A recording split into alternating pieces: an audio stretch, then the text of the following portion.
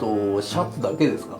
多分全部着せたら長すぎて今日は終わらないいや感じ。ズボンだけだから書いてみましょうよ。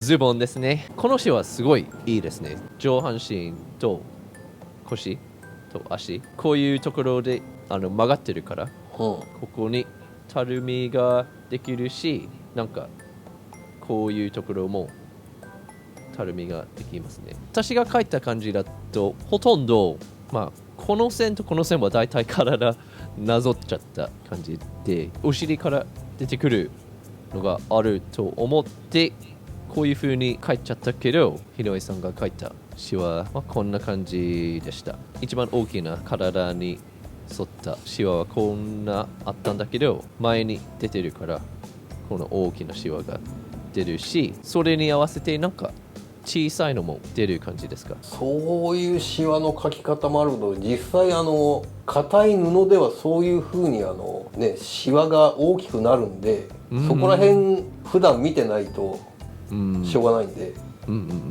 絵を描くんだったらこれぐらいはやらないと。私が描いた時に3つの大きなシワが描いちゃったけど、大きなシワがあるけどその小さいシワもすごいリアル。このシワの意味理解してます？素材はいっぱい集まってると思ってそこにただの線の集まりとしか見えてないみたいですね。断面を見るとこういうことなんですよ。なるほど。そういうこと。これが理解できないとちょっと辛いな。なるほど、わかりました。シーツのシワと同じですよ。あれも結構ね、ゆったりした幅の広いシワじゃないですか。わかりました。私スラックスレギングスに見えないように一応こういう風になんか緩く描いちゃったけど、ひのえさんが描いたようにたるむところがあって、でほとんど体の形に沿って気になっているのがこのシワです。なんか足はほとんどまだ伸びてるけど、ジーンズが癖ができるからですか？それもあるんですけど、ぴったりするわけじゃないじゃないですか。実際履いてみてシワはできてるでしょ。そういうことですよ。なるほど。でここにもありました。あとファスナーの縫い目の位置気をつけておかないと。これですか？そうそう。私が書いた感じだと上杉ベルトのところを書かずにこれを先に書いちゃったんだけど、いや実際これ女の子のキャラだけど、男がそのズボンを履いてておしっこするときどうすんの？出ないよ。確かそうですね。そういう理屈も考えて絵は描かないとでちなみにファスナーは右手の男性のためにこの位置になってるから、ズボンはもともと男性用でしょ、でシャツは女性用で合わせが違うでしょ。そうですね。消しちゃった気がするけど、左側ボタンがあると女性の服ですね。